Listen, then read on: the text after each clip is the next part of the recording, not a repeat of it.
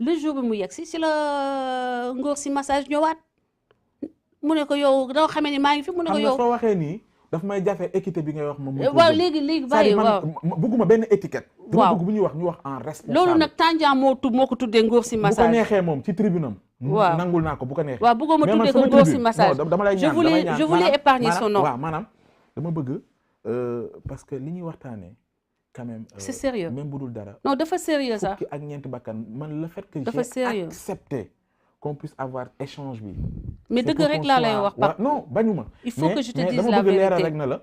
tel qu'elle est dama bëgg parce que en dehors de ñun ay kilifa ñu ñuy seetaan te xëy na li ñuy bëgg mooy ñu jàngee ci lii. waaw lu ñuy def ba ëllëg lu mel nii dootuñu def ndax Sénégal am na yeneen priorité yu am. vous avez raison ñu nekk ci ay yoo xamante ne daf ñuy delloo ginnaaw parce que li ñuy waxtaanee nii en réalité amul kenn ku ciy gagné on a tout à perdre.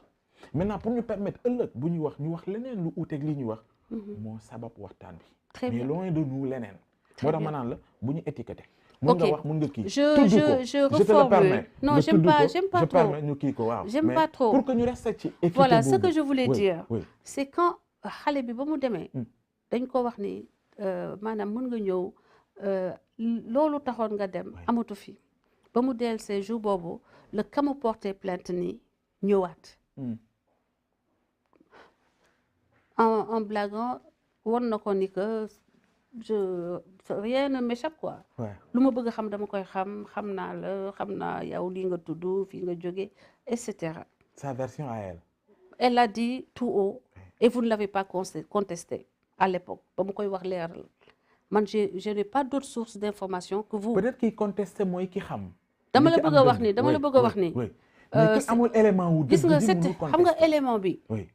c'est tellement sensible moom du may bëgg sax di remuer le couteau dans la plaie.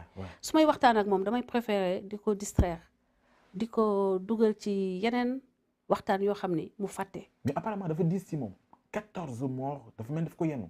non parce que yow boo toogoon tey sa dëkkandoo saa yu yeewoon ne la yow da ngaa rey 14 personnes même bu dee reyoo 14 personnes di nga mujjee dem bay xalaataat naan man est-ce que defuma ko te yëguma ko.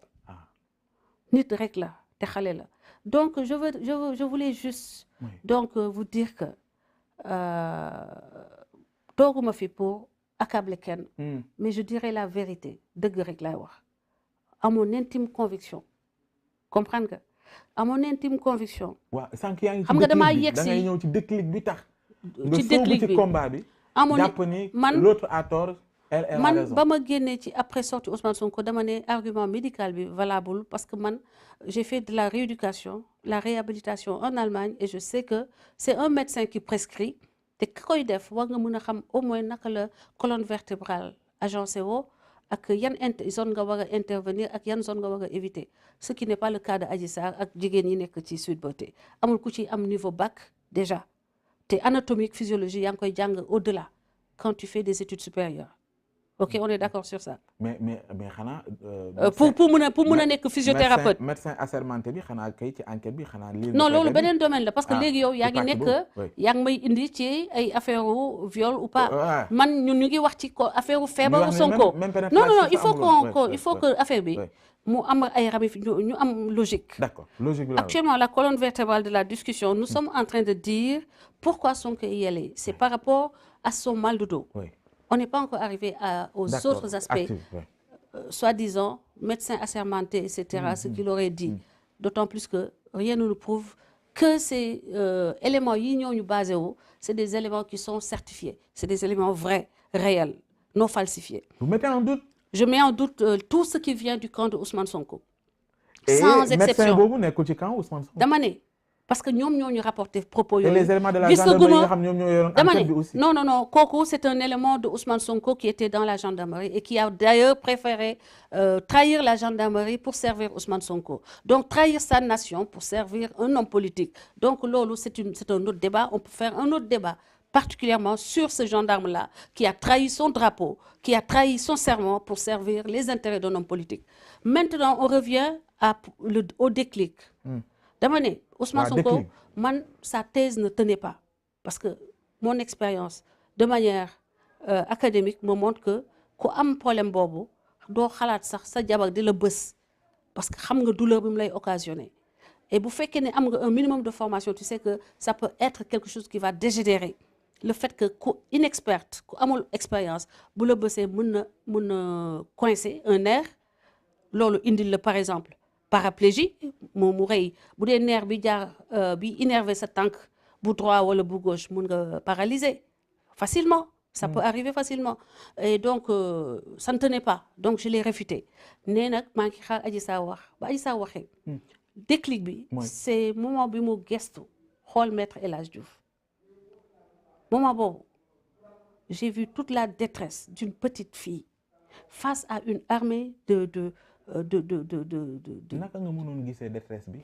aussi loin que devant la télé comme ça moi je suis comme ça je suis très sensitive damay sentir nit damay sentir émotion wu nit damay sentir dama am empathie wala njàng peut-être que c'est quelque chose qui est en moi je suis très je sens dama am kii daal ci nit mais c'est subjectif dama am yërmande boo xam ne moo may poussé combat bu ma def yërmande moo ma ci dugal déclic bi donc ba mu gestoo di xool Maître El Hadji Diouf j'ai vu son visage fatigué ses yeux cernés ma xalaat ni kii bu doon sama doom tey est-ce que mun naa toog di ko seetaan muy débattre avec toute cette meute de personnes qui l'agressent à longueur de journée qui l'insultent qui essaient de l'humilier parce que humiliation c'est pas parce que nit a ngi lay essayer humilier que humilier na la nit yaay humilier sa bopp say jëf mooy tax nga mun a wax ni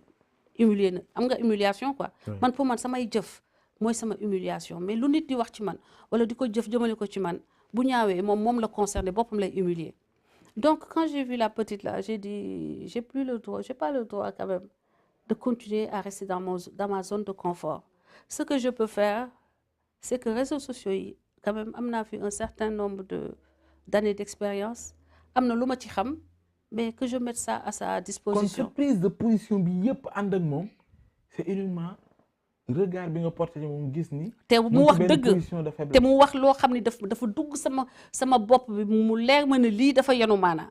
ah waaw yenu maanaa ak dëgg du benn. dëgg yàlla moo ko xam. ah d'accord. dama ne en mon intime conviction man dama gëm ni dëgg la wax moom parce que dama déglu waxam segg ko. gisuma ay dissonance yu rëy comme dissonance yu mel ni Ousmane Sonko dem naa fa maa ngi fa dem après IMO benn bâtiment dama leen laaj ndax sax est-ce que du benn agence immobilière beneen jour bi keneen ki ne mu ngi fi ñëw 30 ñoom ñaar seeni version yu dissonante moom waxam ci boppam amul cohérence donc j'ai écouté les deux personnes j'ai vu que cette fille elle disait la vérité malgré la difficulté. Elle essaie quand même de défendre son honneur, de défendre sa dignité, de faire la chose juste. Parce que quand on est victime de violence, la chose juste, li nga xam ne mooy jaadu mooy nga jël sa courage à deux mains nga dénoncer. Même bu fekkee ni métti na xamal ne yaa ngi dimbale yeneen génération jigéen yaa ngi dimbale la lutte des femmes pour le respect de leur corps, pour le respect de leurs droits, pour le respect de leur dignité. D'accord. En dehors de et elle l'a fait. Oui. Ça lui a coûté ce qu'elle est en train de vivre, l'enfer. En dehors de... Mais au moins, ce mérite-là, ayons l'humilité et la noblesse d'accepter le mérite qu'elle a eu. nga ni déclic bi ci bi nga ko xoolee nga gis ni waroo ko mu bàyyi moo taxoon nga gis ni am nga benn xëy na audience ci réseaux sociaux yi nga porter le combat mais en dehors de moom ak naïveté bi ngay wax nii xale la xëy na yow li ngay xam moom du ko xam bu doon keneen la mun dugg ci erreur boobu fekk mu nangu dem liggéeyee foofu xam ne lii am na mu génn ñu woowaat ko ñëwaat malgré yooyu yëpp est-ce qu'il est arrivé une fois ci combat bi pour ne serait-ce que pour la manifestation de la vérité ak fu mu mënti doon parce que ay doomu Sénégal que vous vous êtes dit intéressé wu ci entourage wu Adji Sarr au moment des faits pour un peu xool ndax li ñuy corroborer thèse complot ndax am na wala déet il vous est arrivé nga xalaat yooyu yëpp boole waale ko ci. mais Pape Ousmane xam naa suivre tellement l'évolution de ces dossiers là. daf may échappé. daf lay échappé bu fekkee ci réseaux parce que sociaux pour justement cela. parce que je ne suis pas vraiment ci waaw. effectivement oui. Et vous faites bien